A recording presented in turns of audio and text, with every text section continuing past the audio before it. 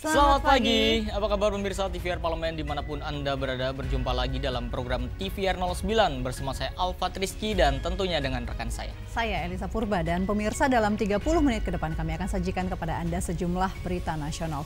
Khususnya dari sudut pandang DPR RI sebagai referensi Anda dalam memahami dinamika politik, hukum, ekonomi, sosial, dan budaya di Indonesia. Dan pemirsa TVR Parlemen, inilah TVR 09 selengkapnya.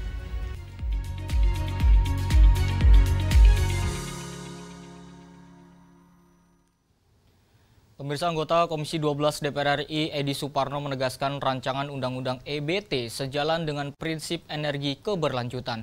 Hal itu dapat menjadi penopang dalam mencapai target 8% pertumbuhan ekonomi.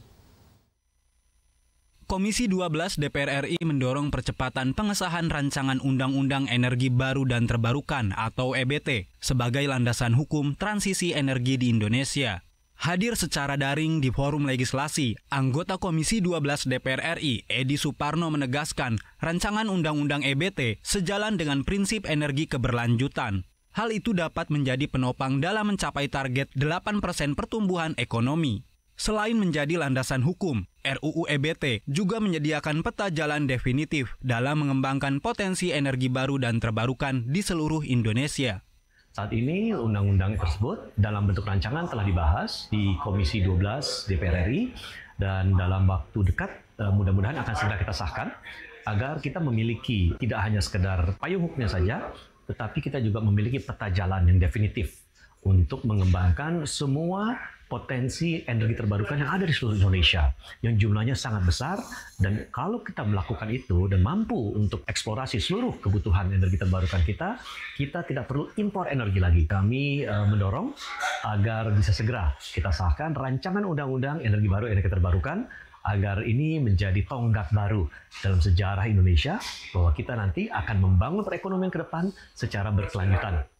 Edi Suparno menilai pengesahan RUU EBT akan memaksimalkan pemanfaatan potensi energi terbarukan sehingga dapat mengurangi ketergantungan impor bahan bakar minyak dan gas bumi.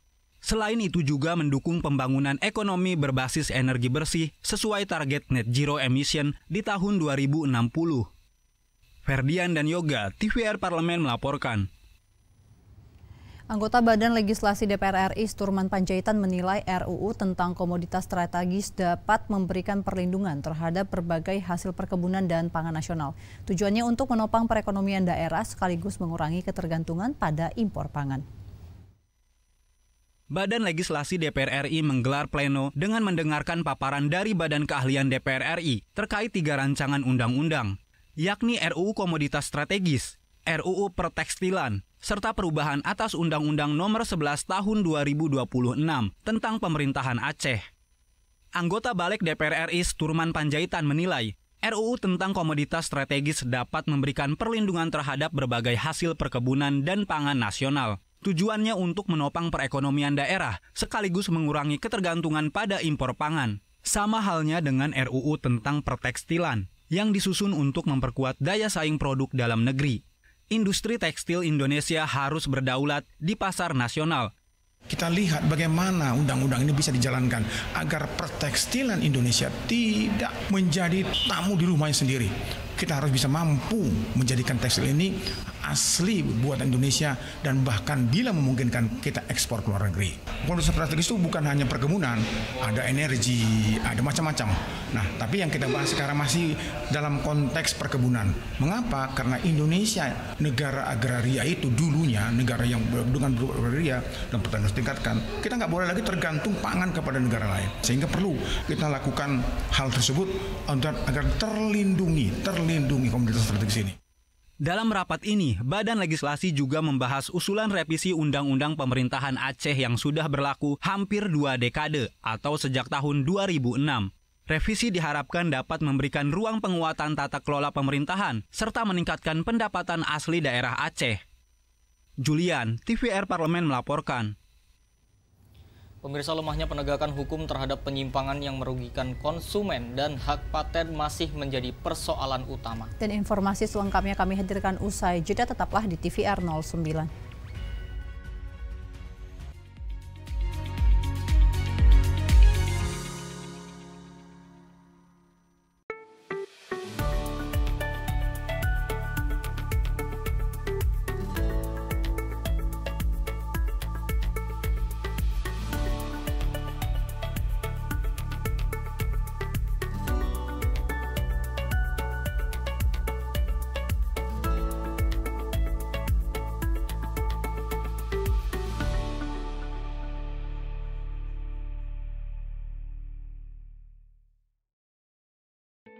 Selamat datang di Biro Pemberitaan Parlemen. Anda memasuki kawasan zona integritas menuju wilayah bebas dari korupsi atau WBK dan wilayah birokrasi bersih dan melayani atau WBBM. Biro Pemberitaan Parlemen berkomitmen penuh untuk mewujudkan wilayah bebas korupsi dan wilayah birokrasi bersih dan melayani. Komitmen kami, pejabat dan jajaran memiliki komitmen tinggi untuk mewujudkan WBK dan WBBM melalui reformasi birokrasi, khususnya dalam hal pencegahan korupsi dan peningkatan kualitas pelayanan publik.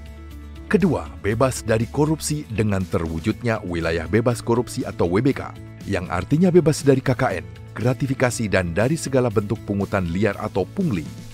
Terakhir, pelayanan prima dengan terwujudnya wilayah birokrasi bersih melayani, yaitu dengan meningkatnya kualitas pelayanan publik dan tercapainya kepuasan masyarakat terhadap pelayanan.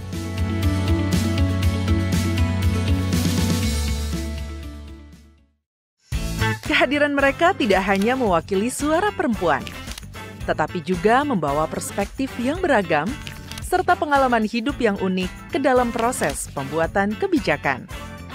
Saksikan Perempuan Parlemen hanya di TVR Parlemen. Hai, sekarang kamu bisa menyaksikan program-program TVR Parlemen di First Media, channel 18 ya.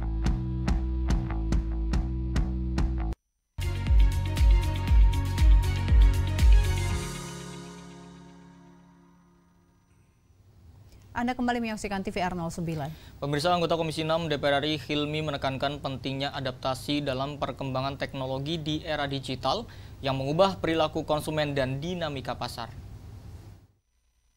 Menghadapi dinamika ekonomi global yang semakin kompleks, DPR berkomitmen untuk memperkuat perlindungan terhadap konsumen dan sistem hak paten.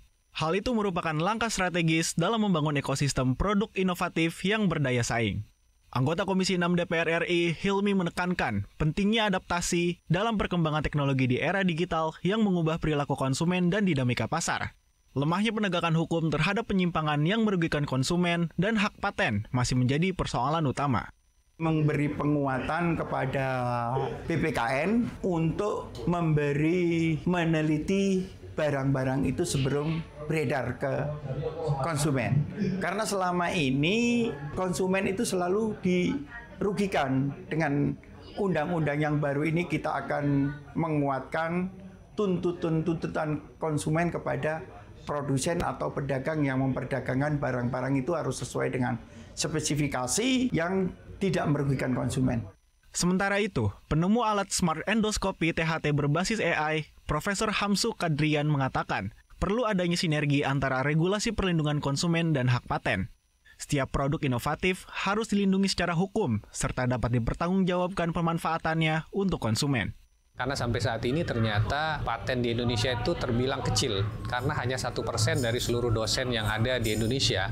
Bahkan kalau kita bandingkan dengan paten yang ada diajukan di sekitar negara-negara ASEAN, kita itu paling sedikit. Jadi hanya 1/1000 bahkan ya 9 dari 1.700, jadi kurang dari 1/1000 dibandingkan Singapura. Andri, TVR Parlemen melaporkan. Pemirsa, Wakil Ketua Komisi 1 DPR RI Dev Akbar Syahfikarno menyampaikan masukan dari berbagai elemen masyarakat menjadi catatan penting untuk memperkuat arah regulasi penyiaran ke depan. Untuk memastikan regulasi penyiaran tidak hanya relevan dengan perkembangan zaman, namun juga mencerminkan nilai moral dan kepentingan publik, Komisi 1 DPR RI berkomitmen melakukan pembahasan revisi Undang-Undang Penyiaran dengan melibatkan berbagai elemen masyarakat, seperti Majelis Ulama Indonesia, Konferensi Wali Gereja Indonesia, hingga Komnas Pengendalian Tembakau. Wakil Ketua Komisi 1 DPR RI Dev Akbar Syahfikarno menyampaikan, masukan dari berbagai elemen masyarakat menjadi catatan penting untuk memperkuat arah regulasi penyiaran ke depannya. Tentu MUI telah memiliki pandangan yang telah disampaikan, dan ini juga menjadi masukan sama seperti dari KWI ataupun juga dari Komnas Pengendalian Tembakau. Ya ada beberapa hal-hal yang kita catat untuk kita memperkuat industri penyiaran kita menjadi lebih baik ke depan.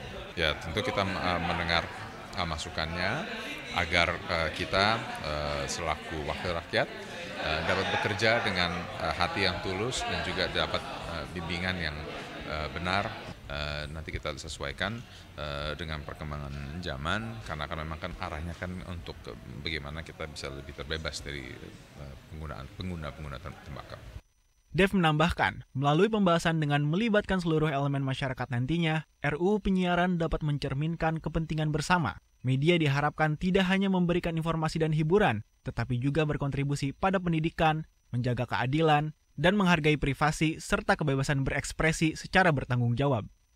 Hal ini melibatkan penetapan standar etika, seperti penyampaian informasi akurat, penggunaan bahasa sopan, dan penyajian berita berimbang demi terbentuknya masyarakat yang berbudaya dan demokratis.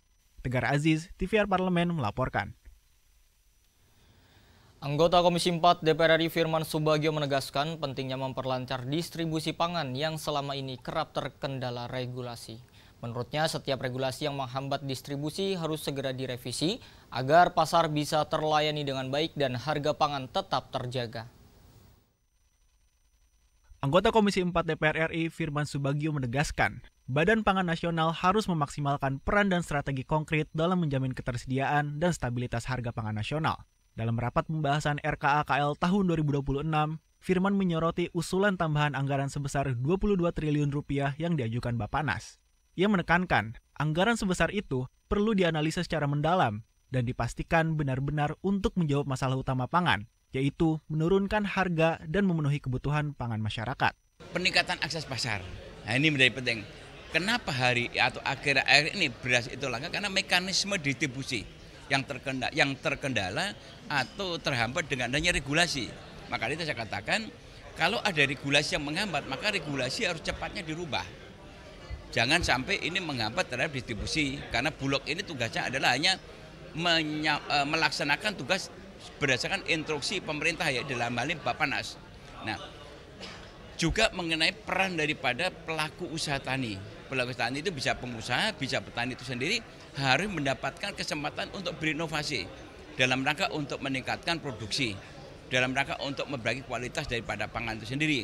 Kalau di Vietnam itu sudah menggunakan sistem petani dan pengusaha sektor pertanian itu dilindungi undang-undang dan diberikan kebebasan untuk berinovasi.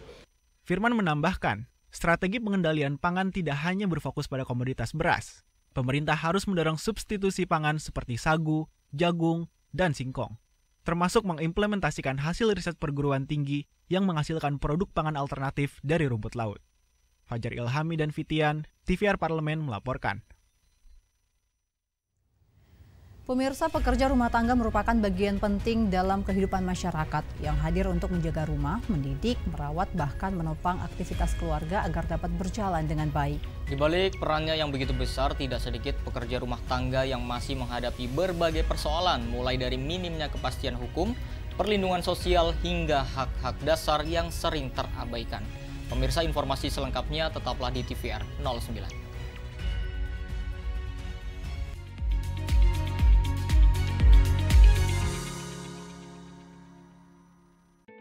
Selamat datang di Biro Pemberitaan Parlemen. Anda memasuki kawasan zona integritas menuju wilayah bebas dari korupsi atau WBK dan wilayah birokrasi bersih dan melayani atau WBBM. Biro Pemberitaan Parlemen berkomitmen penuh untuk mewujudkan wilayah bebas korupsi dan wilayah birokrasi bersih dan melayani. Komitmen kami, pejabat dan jajaran memiliki komitmen tinggi untuk mewujudkan WBK dan WBBM melalui reformasi birokrasi, khususnya dalam hal pencegahan korupsi dan peningkatan kualitas pelayanan publik. Kedua, bebas dari korupsi dengan terwujudnya wilayah bebas korupsi atau WBK, yang artinya bebas dari KKN, gratifikasi dan dari segala bentuk pungutan liar atau pungli. Terakhir, pelayanan prima dengan terwujudnya wilayah birokrasi bersih melayani, yaitu dengan meningkatnya kualitas pelayanan publik dan tercapainya kepuasan masyarakat terhadap pelayanan.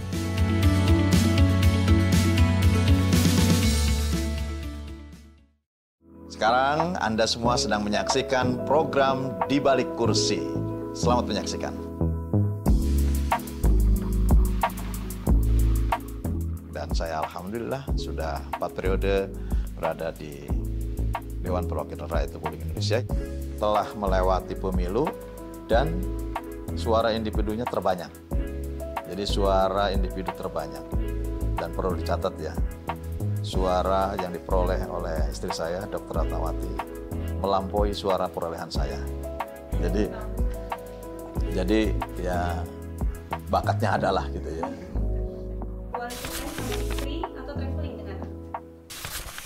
Quality time dengan istri. Karena bagaimanapun perjuangan hidup saya dari awal, dari titik nol, seperti di pom bensin, mulai dari nol bersama dengan istri. Hanya di TVR Parlemen.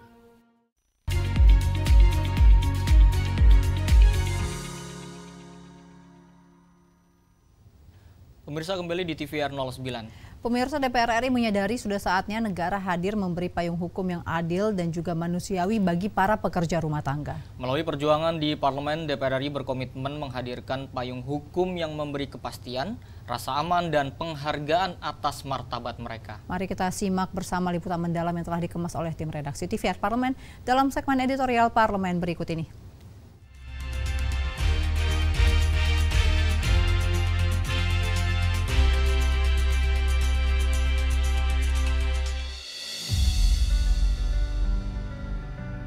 Nasib naas tak jarang dialami oleh mereka yang disebut sebagai pekerja rumah tangga.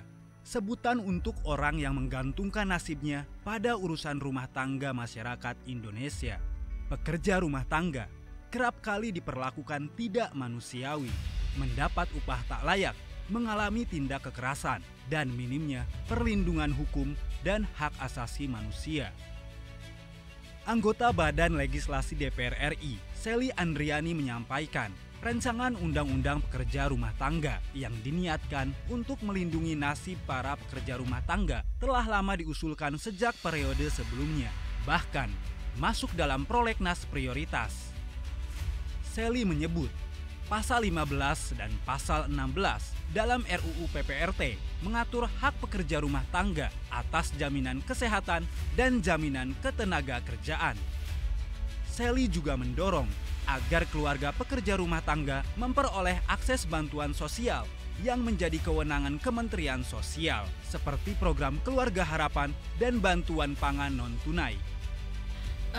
RUU ini kan sudah menjadi usulan dari beberapa periode sebelumnya, dan memang kita sudah menjanjikan kepada civil society di periode 2004-2029 sesuai dengan prolegnas prioritas yang disampaikan oleh kawan-kawan Badan Legislasi dan prioritas tahunan. Mudah-mudahan di masa persidangan ini kita bisa menjadikan hadiah untuk masyarakat, terutama pada pekerja sektor informal, terutama pekerja rumah tangga. Mudah-mudahan di pembahasan periode ini kita bisa menjadikan ini hadiah kepada mereka. Dan tentu dengan RDP hari ini ada dari Kementerian Sosial yang diwakili oleh Dirjen Dinjamsos, ada BPJS Ketenagakerjaan, BPJS Kesehatan. Kita menganggap bahwa ada dua pasal 15 dan pasal 16 yang menyangkut dengan hak PRT mengenai jaminan sosial kesehatan, jaminan ketenagakerjaan yang menyangkut dengan hak para pekerja, tentu menjadi kewajiban di mana negara hadir memberikan perlindungan kepada PRT.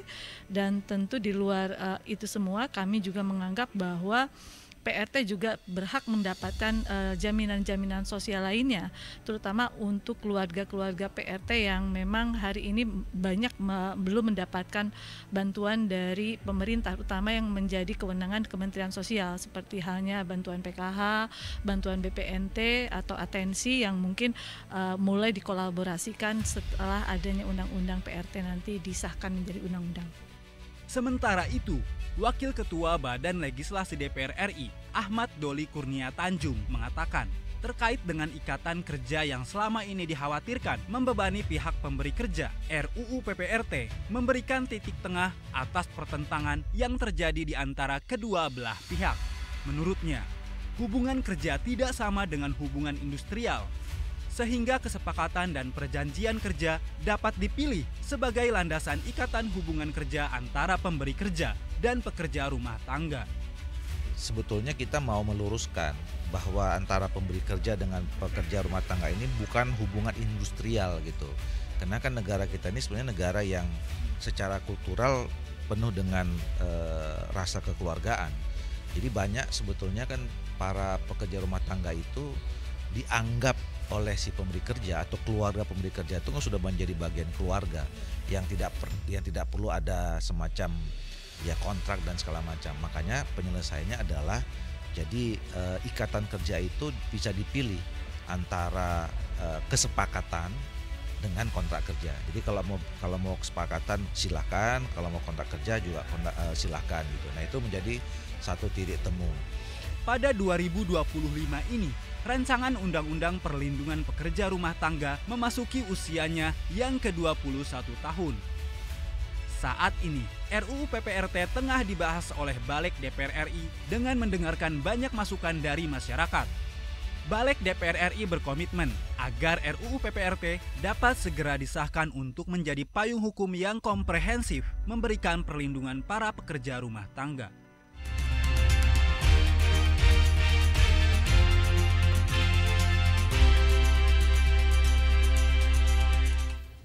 Pemirsa, tahukah Anda senyawa BPA ternyata masih banyak digunakan dalam plastik, khususnya pada kemasan air minum dalam botol yang beredar luas di sekitar kita?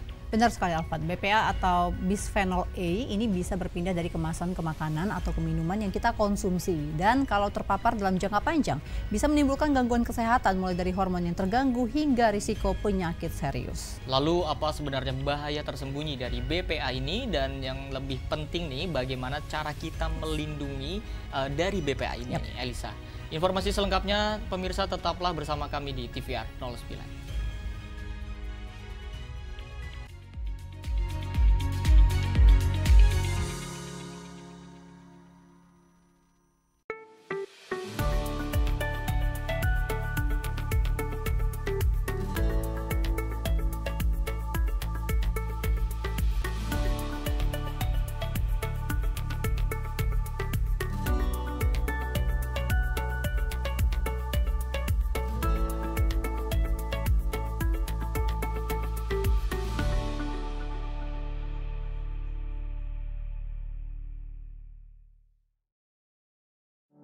Ikuti program keren di balik kursi.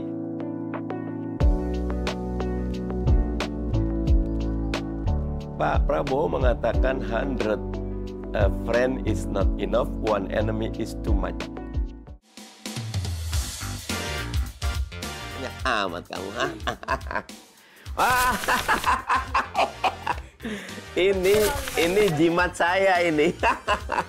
Pak itu istrinya kayak ibunya, Pak itu kayak neneknya, Pak itu kayak pembantunya gitu. Wah pokoknya seru dah gitu loh.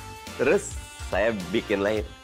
Saya manggil istri saya Umi ya. Mi, kamu ratuku apa pembantuku ya? Enak aja. Iya kamu tuh pembantuku menuju surga. Tapi kamu ratuku di dunia. Hanya di TVR Parlemen. Sekarang, kamu bisa menyaksikan program-program TVR Parlemen di First Media, channel 18 ya.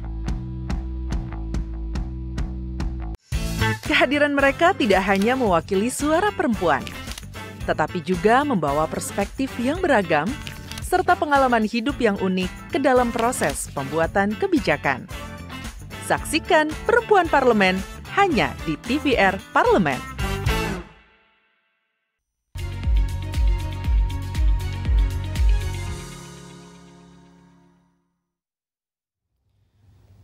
Terima kasih pemirsa, masih bersama kami di TVR 09. Pemirsa, meskipun edukasi tentang bahaya senyawa BPA dari para pakar ini sudah sering disampaikan, sayangnya kesadaran dari masyarakat masih tergolong rendah. Ini menjadi pertanda bahwa informasi soal resiko BPA ini masih perlu lebih gencar disosialisasikan. Nah pemirsa, salah satu langkah sederhana yang bisa kita lakukan adalah mengganti alat makan atau botol minum berbahan plastik dengan yang terbuat dari stainless steel atau kaca. Lebih aman dan tentunya lebih sehat ya. Nah tentu selain itu apa aja nih tips untuk melindungi diri kita dari bahaya BPA? Tentu tanpa berlama-lama, mari kita saksikan tayangan spesial Lindungi Diri dari Bahaya BPA dalam segmen Intips, Informasi dan Tips berikut ini.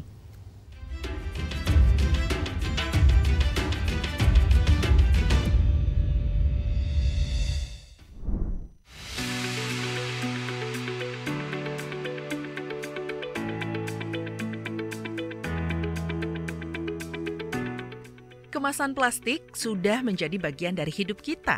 Bahkan untuk produk yang masuk ke tubuh seperti makanan dan minuman hampir selalu bersentuhan dengan plastik. Tapi sebenarnya ada hal yang perlu kita perhatikan dalam penggunaan plastik demi kesehatan kita. Nah, di informasi dan tips kali ini, kita akan bahas tentang kemasan plastik, khususnya pada botol minuman.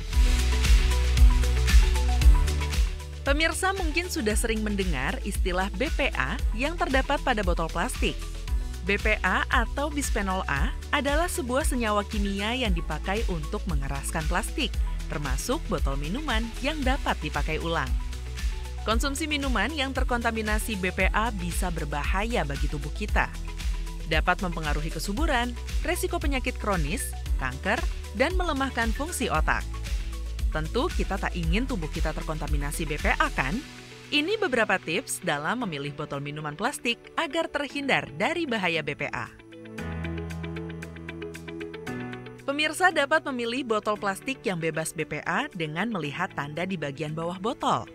Biasanya, botol minuman terbaik yang terbuat dari material plastik dengan kualitas food grade seperti low density polyethylene atau LDPE ataupun polipropilen atau PP. Di bagian bawah botol plastik juga biasanya ada kode angka. Pemirsa harus memperhatikan kode ini ya. Botol plastik yang aman digunakan berulang kali ditandai dengan kode angka 5. Selain itu, pastikan hanya memilih botol minum yang mencantumkan tanda BPA free pada kemasannya. Tapi sebenarnya tubuh kita juga masih dapat menangkal efek buruk paparan BPA dengan mengkonsumsi makanan yang mengandung antioksidan. Contohnya genistain yang terkandung dalam kedelai seperti tahu, tempe, dan susu kedelai. Kurkumin banyak terdapat pada kunyit. Likopen. Tomat dan semangka memiliki kandungan likopen yang tinggi. Luteolin. Antioksidan ini tinggi pada seledri, bayam, dan buah zaitun. Ada juga melatonin yang terkandung dalam jamur dan anggur. Jadi, kalau pemirsa merasa sulit menghindari diri dari bahaya BPA, tingkatkan konsumsi makanan berantioksidan tinggi ya pemirsa. Namun, sebisa mungkin hindari bahaya BPA dari diri sendiri dan orang-orang tersayang.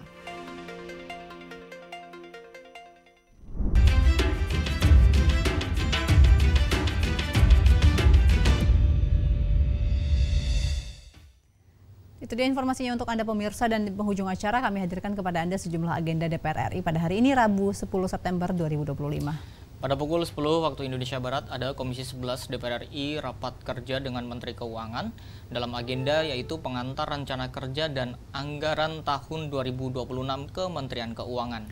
Lalu pada pukul 13 waktu Indonesia Barat, Komisi 6 DPR RI akan mengadakan rapat kerja dengan Menteri BUMN Republik Indonesia guna membahas penyesuaian rencana kerja dan anggaran Kementerian BUMN di tahun anggaran 2026. Dan tentunya sejumlah agenda serta program DPR RI lainnya dapat Anda akses pemirsa melalui channel YouTube TVR Parlemen atau melalui website kami di tvrparlemen.dpr.go.id. Dan pemirsa, demikianlah TVR 09 edisi pagi ini. Kami segenap kru TVR Parlemen yang bertugas mengucapkan terima kasih telah menyaksikan TVR 09. Saya Elisa Purba dan rekan saya Salvat Rizky. Pemirsa, sampai berjumpa kembali di TVR 09 selanjutnya. TVR Parlemen, Referensi Indonesia.